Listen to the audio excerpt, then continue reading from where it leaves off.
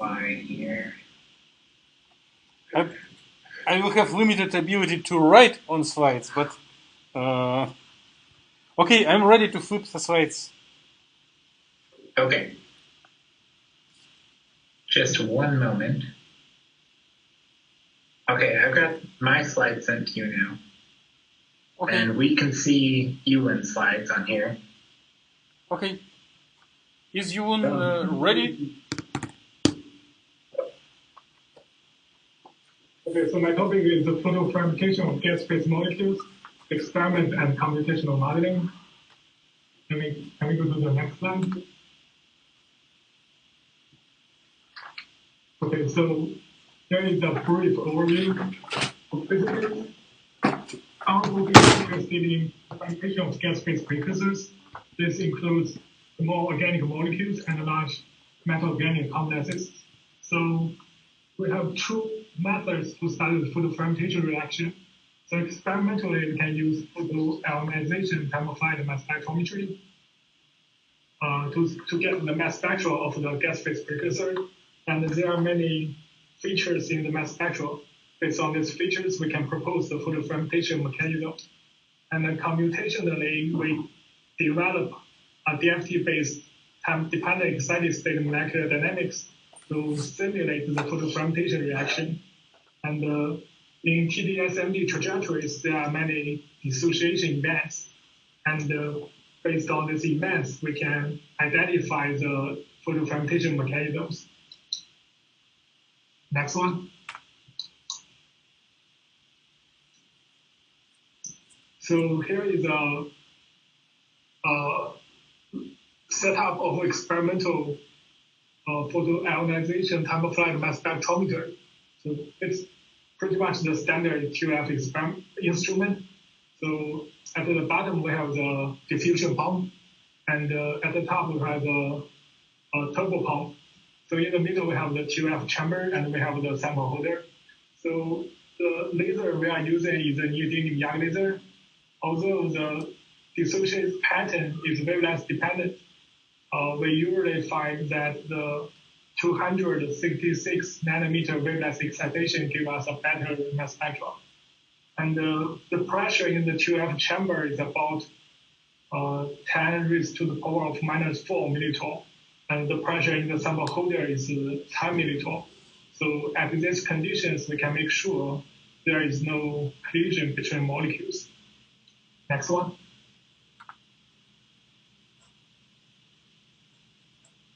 Okay, so here I'm going to briefly talk about the DFT-based time-dependent excited state molecular dynamics. So the name we are using is a little bit awkward because any molecular dynamics is time-dependent. But here we use this name in order to emphasize that our molecular dynamics has time-dependent electronic configurations. So our method is different from ground-state molecular dynamics, different from fixed excited state molecular dynamics, and non-adiabatic molecular dynamics. So in TDESMD simulations, the electrons are hopping between excited state and ground state.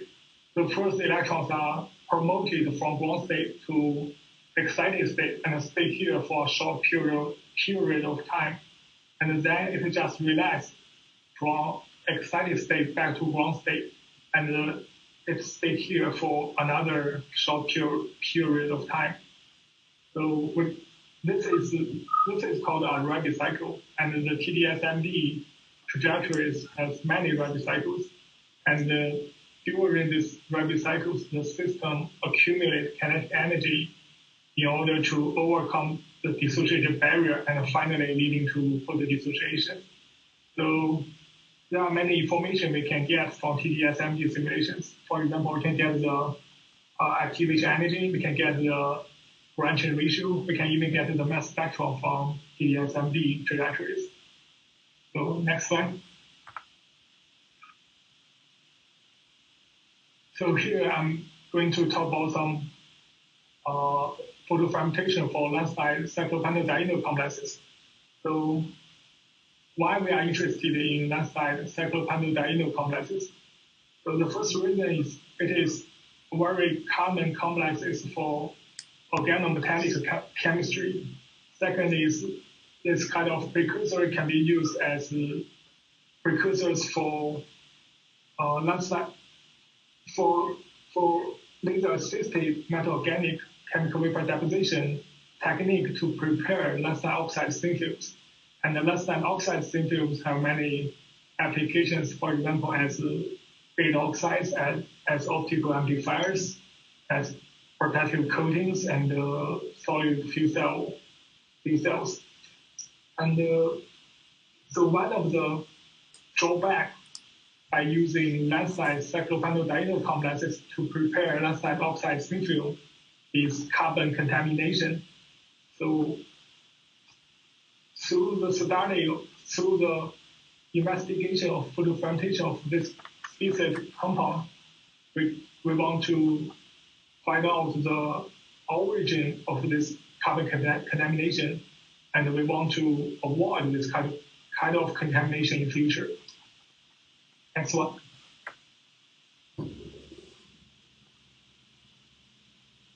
Yeah, so here I show the mass spectra of lanthanide isopropyl cyclopentadiene complexes. So in the mass spectra, the dominant peak is lanthanide bimetal.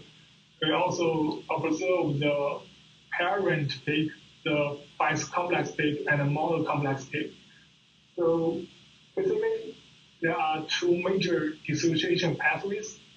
The first one is called anti-ligand ejection. So the ICP ligand is sequentially ejecting metal from the metal, and by three neutral steps, you can have the dimetal. So, and click on the screen. Yeah, so actually, our simulation agreeing very well with the proposed mechanism based on mass spectra. So here, we start our simulation with geometry optimized model, and we can see all three ICP ligands are bound to the metal. And as time goes by, we can see the first ligand is ejected, and then the second ligand is ejected, and finally all three ligands are ejected. Yeah, and go to next slide. So the other photofermentation pathway is called ligand cracking. And here I show the expanded mass spectra in the low mass regime. And actually, the ligand cracking pathway is very complicated. I'm not going to focus on it, but basically, we have two kinds of species in the mass spectrum. We have species with even number of hydrogens, and we have species with odd number of hydrogens. So species with odd number of hydrogens come from lanthanide ICP1, while species with even number of hydrogens come from lanthanide ICP minus hydrogen. And we propose this lanthanide ICP minus hydrogen is derived from lanthanide ICP2 complex. So next. So here is the proposed mechanism. So the ejected ICP ligand extracts one hydrogen from the ligand remains bound so that it can live as a closed shell molecule HICP. And finally, we can get this lanthanide ICP minus hydrogen. And actually, our simulation reproduces this process as well. So start with the geometry optimized model.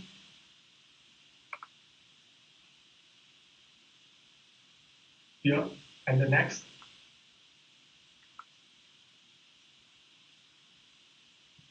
Yeah, at this time, we can see a hydrogen atom is ejected from the top ICP ligand. And as time goes by, this hydrogen is forming a bridge between metal and the ICP at the lower left. And later on, we can see the hydrogen migration is complete.